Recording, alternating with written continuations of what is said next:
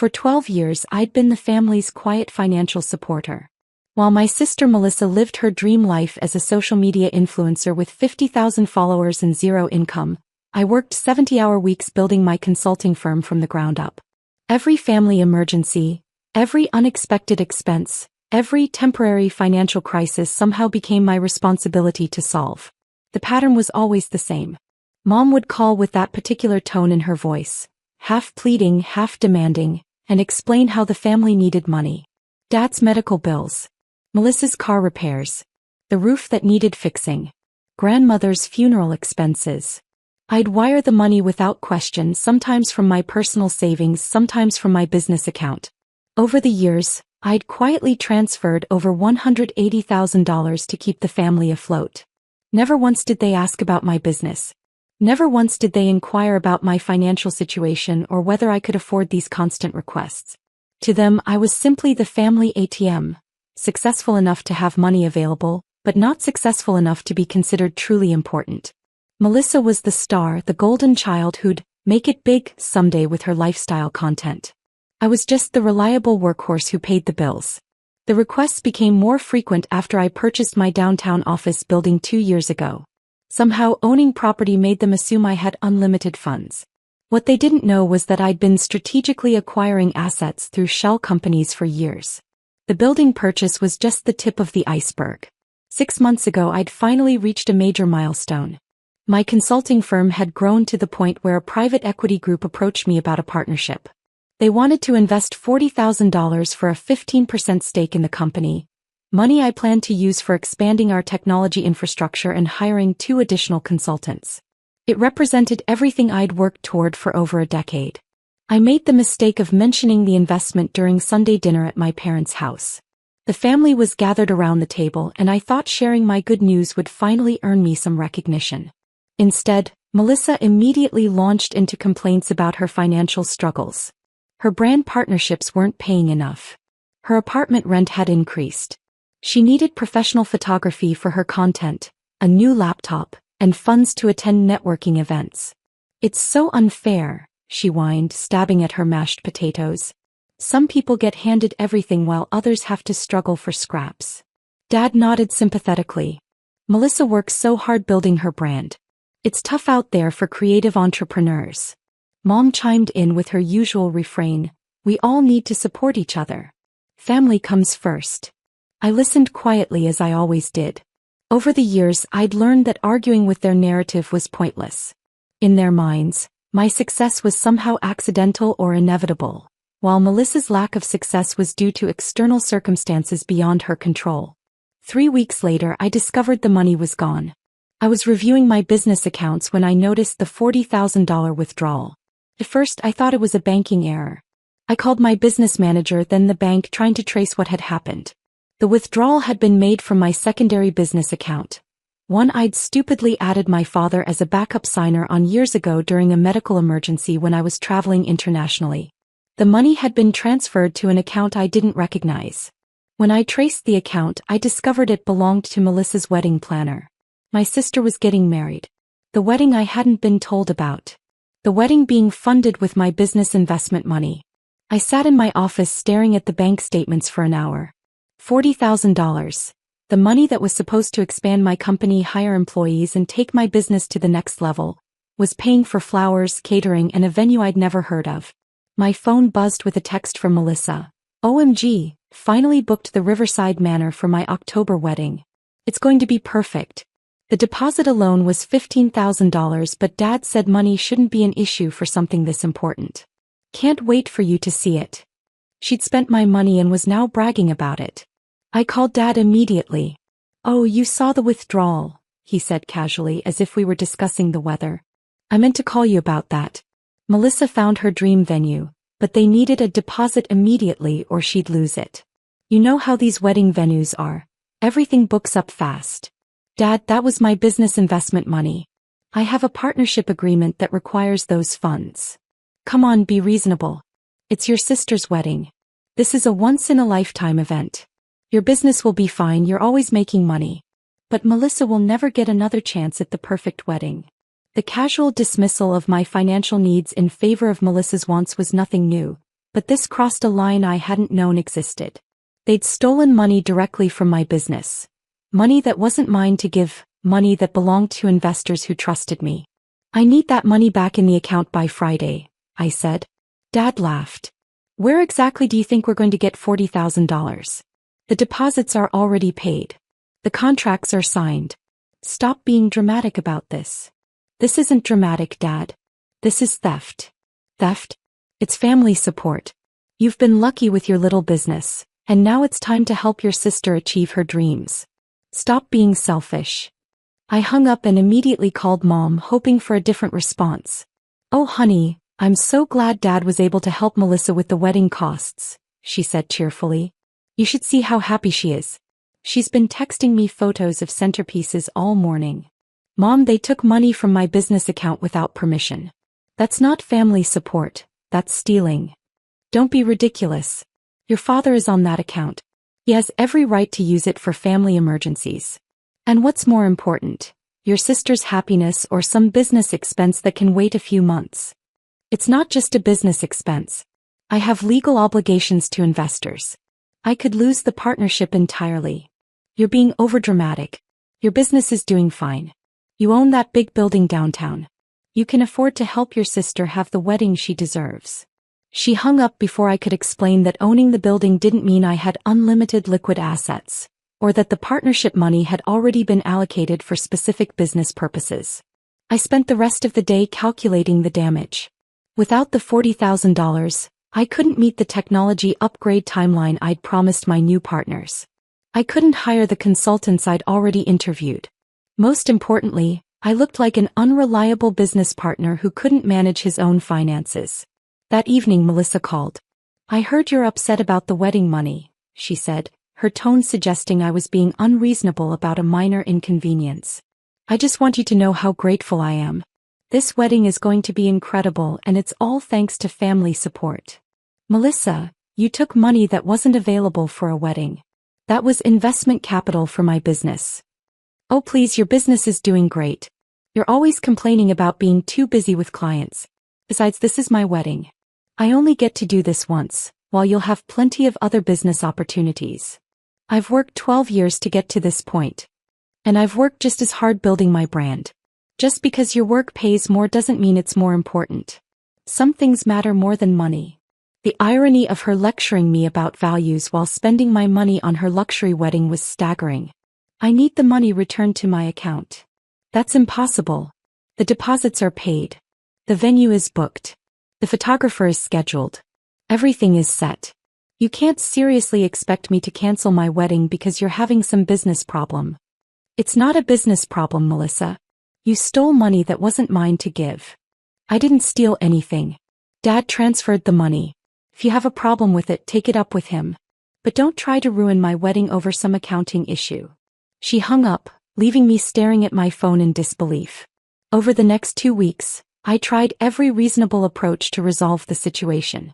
I offered payment plans, suggested the family take out a loan to repay the money, even proposed that I could help with wedding costs from my personal funds if they returned the business investment.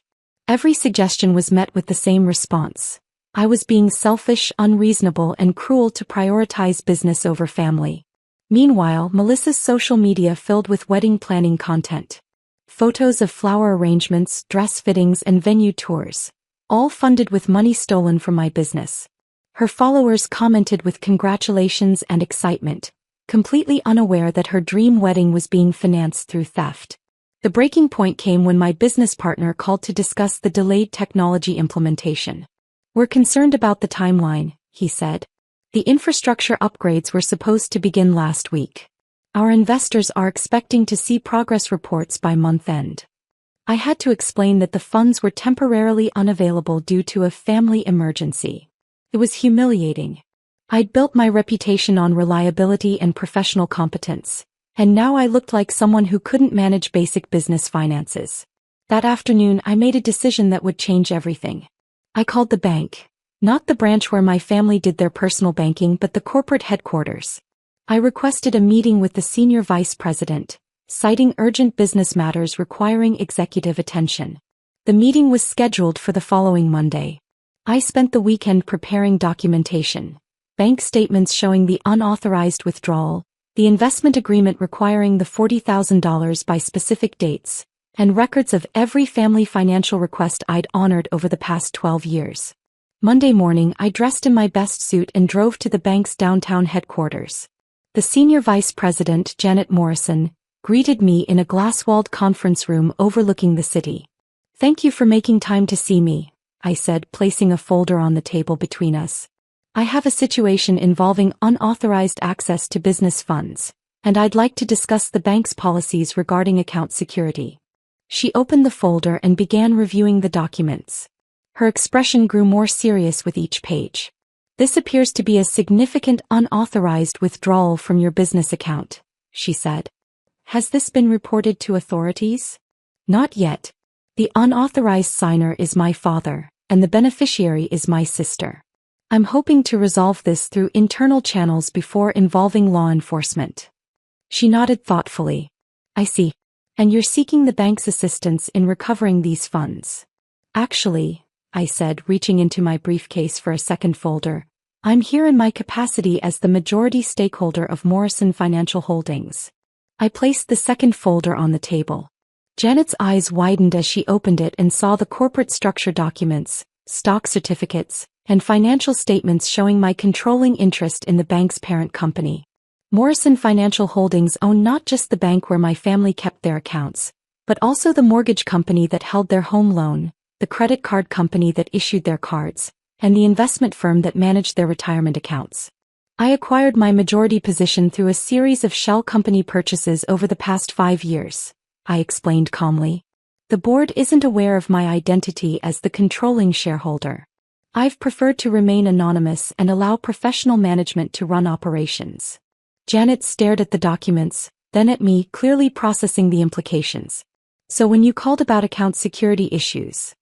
"I called as a customer seeking resolution for theft from my business account.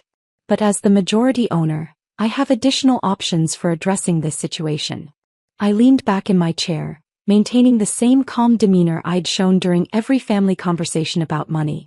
"I'd like to implement immediate account security measures for all Morrison Financial Holdings customers who have demonstrated unauthorized use of shared account access. This would include freezing accounts pending verification of transaction authority, reviewing all recent transfers for potential fraud, and requiring in-person verification for any future large withdrawals." Janet nodded slowly. "That's certainly within policy parameters for fraud prevention. I'd also like to review the loan and credit portfolio for customers whose accounts show irregular large expenditures that might indicate financial distress or inability to meet ongoing obligations."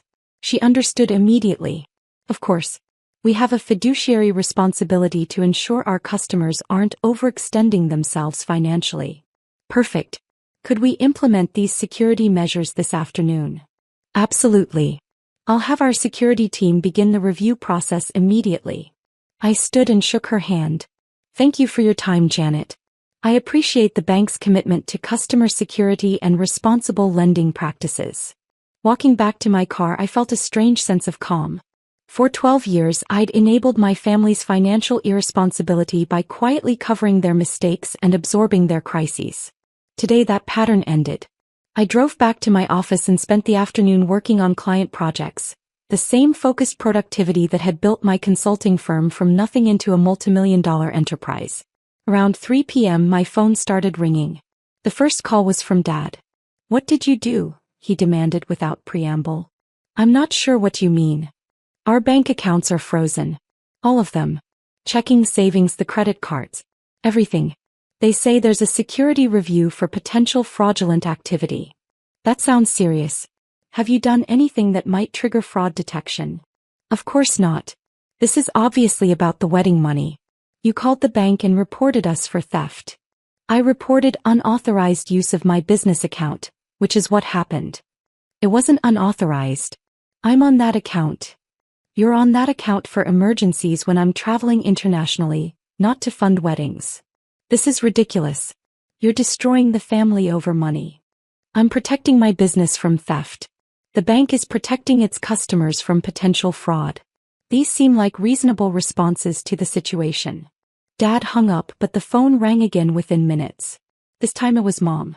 "Please tell me you're not really doing this to us," she said, her voice shaking. The bank froze everything. They want documentation for every large transaction from the past 6 months. They're reviewing our mortgage for irregularities. Mom, banks have security protocols. If there's been unusual account activity, they're required to investigate. You know this isn't about security. This is revenge because we helped Melissa with her wedding. This is about $40,000 being stolen from my business account. The bank is treating it as the financial crime it actually is. We're family. You can't treat family like criminals. Family doesn't steal money from each other's businesses. He hung up crying. The third call came an hour later. "Melissa, you're insane," she screamed into the phone. "You're absolutely insane. The wedding venue called. Our deposit check bounced. The photographer canceled. The caterer wants cash up front. You're destroying my wedding. Your wedding was being funded with stolen money, Melissa." "It wasn't stolen. Dad moved money between family accounts. From my business account to pay for your personal wedding expenses. That's the definition of theft. I'm going to the police. I'm reporting you for harassment and financial abuse. Please do. I'd love to see you explain to police how I'm abusing you by reporting the theft of my own money." She hung up screaming obscenities. By Wednesday the calls had stopped. I later learned that all 3 of them had spent Tuesday at the bank, trying to resolve the account freezes. They'd been required to provide documentation for every large transaction from the past year, explain the source of funds for the wedding deposits, and demonstrate their ability to meet existing loan obligations without the irregular transfers from my accounts. The mortgage review had revealed that they'd been using my periodic gifts to meet their monthly payment obligations for over 2 years. Without those transfers, their debt-to-income ratio exceeded the bank's lending standards. They were required to either provide proof of adequate income or begin immediate proceedings to sell the house. The credit card review showed similar patterns. Multiple large purchases followed by minimum payments, then sudden large transfers from my accounts to pay down the balances. Without my financial support, they were carrying debt they couldn't service. Thursday morning, Janet Morrison called me directly. "I wanted to give you an update on the security review," she said. "We've identified substantial irregularities in the affected accounts. The customers will need to demonstrate legitimate income sources for all recent large transactions and provide collateral for existing loans that are now considered high risk." What does that mean practically? They'll need to either pay down their outstanding balances to acceptable levels or provide additional collateral. Given the pattern of dependency on external transfers, we can't consider those transfers reliable income for underwriting purposes. "I see. And the business account situation? We've recovered approximately $15,000 of the unauthorized transfer. The remaining $25,000 was spent on non-refundable deposits that appear to constitute a total loss." I thanked her and hung up. $25,000. Gone forever, spent on a wedding that would never happen. The irony wasn't lost on me. Friday afternoon, I was working late when my office security called to announce visitors. Dad and Mom were in the lobby requesting a meeting. I had them escorted to the conference room. They looked exhausted. Dad's face was gray and Mom had clearly been crying. They sat across from me at the polished table where I normally met with clients and investors. "We need to talk," Dad said quietly. "I'm listening." "The bank is foreclosing on the house. They want the full mortgage balance within 30 days or we have to sell." I nodded but said nothing. "Our credit cards are canceled. The bank says we've been living beyond our means and they can't extend additional credit." And I waited. Melissa's wedding is canceled. Everything. The venue, the photographer, the caterer. She's devastated. "I'm sorry to hear that." Dad leaned forward. "You have to know we never meant for this to happen. We thought you had plenty of money. The building, the business, all those client payments. We didn't realize taking the $40,000 would cause such problems. Dad, you've taken over $180,000 from me in the past 12 years. $40,000 wasn't the problem, it was the final problem." Mom spoke up for the first time. "We didn't know you were keeping track." I wasn't keeping track for revenge. I was keeping track because that's what responsible people do with money. Every dollar that left my accounts was money I couldn't use for business growth, investment opportunities, or my own financial security. We thought you were just successful, Dad said helplessly. We thought you had more than enough. I am successful. Because I work 70-hour weeks, because I make careful financial decisions, and because I don't spend money I don't have on things I don't need. The money you've been taking was my success, transferred to subsidize your lifestyle choices. They sat in silence for several minutes. Finally, Mom asked the question I'd been expecting. What do you want us to do? I want you to learn to live within your means. I want you to get jobs that pay enough to cover your expenses. I want you to stop assuming that family means unlimited access to other people's money. But what about the house? What about our retirement? What about Melissa's future? Those are your responsibilities to figure out. I'm 29 years old. I've been supporting a family of 4 since I was 22. I'm done. Dad tried one more approach. If you help us get through this crisis, we promise things will be different. We'll pay you back gradually. We'll stop asking for money. You've promised that before. After the roof repair. After grandmother's funeral. After Melissa's car accident. Every crisis ends with promises that are forgotten as soon as the next crisis begins. I stood up, signaling the meeting was over. I love you both. I hope you find a way to build sustainable lives. But I won't be part of the solution anymore. They left without another word. 6 months later, I received a wedding invitation in the mail. Melissa was marrying her fiancé in a small ceremony at the local community center. The invitation was printed on basic cardstock, not the elegant calligraphy she'd originally planned. There was no mention of expensive flowers, professional photography, or gourmet catering. I sent a gift, a modest check that represented what I could afford as a normal wedding guest, not as the family financial supporter. The thank you note I received was different from any communication I'd had with Melissa in years. It was handwritten, genuine, and included an apology for the previous year's events. She'd gotten a full-time job at a marketing agency. Her social media content now focused on budget-friendly lifestyle tips rather than luxury aspirations. She seemed, for the first time I could remember, genuinely happy rather than constantly frustrated by what she couldn't afford. My parents sold their house and bought a modest apartment. Dad found work as a part-time financial advisor. Ironic, given his own financial management history, but apparently his crisis had taught him valuable lessons about living within one's means. Mom returned to nursing, a career she'd abandoned 20 years earlier to focus on supporting Melissa's creative development. As for me, I used the crisis as motivation to accelerate my business growth. The partnership that had been delayed by the stolen $40,000 was eventually restructured as a full acquisition. The consulting firm that had started as a one-person operation now employed 15 people and generated annual revenue in the 8-figure range. More importantly, I learned to set boundaries that protected both my financial resources and my emotional energy. Family support became planned, budgeted assistance rather than crisis-driven emergency transfers. I help when I can afford it, not when I'm guilted into it. The Morrison Financial Holdings ownership remained my secret. The bank continued operating under professional management, serving customers throughout the region with enhanced fraud detection and responsible lending practices. My former family members eventually qualified for new accounts and credit products by demonstrating stable income and reasonable spending patterns. Sometimes I wonder if I could have handled the situation differently, found a way to teach the lesson without such dramatic consequences. But then I remember the casual entitlement in Dad's voice when he explained why he'd taken my money, the complete dismissal of my financial needs in favor of Melissa's wants, and the 12 years of quiet resentment I'd accumulated while enabling their irresponsibility. The hardest part wasn't the financial loss or even the family conflict. The hardest part was accepting that people I loved had viewed me as a resource to be exploited rather than a person with my own dreams and goals worth respecting. But the most surprising part was discovering that setting boundaries didn't destroy the family relationships. It eventually improved them. When interactions were no longer based on financial dependency and resentment, we could actually enjoy each other's company. Holiday dinners became pleasant rather than stressful. Phone calls were about life updates rather than financial emergencies. 6 months after the wedding invitation, I received another piece of mail from Melissa.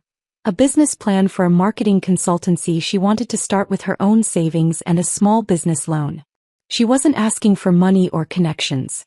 She was asking for advice from someone who'd successfully built a company from scratch. I spent 3 hours reviewing her plan and providing detailed feedback. For the first time in our adult lives, I was helping her pursue a goal rather than enabling her to avoid responsibility. That felt like real family support. Today my business continues growing.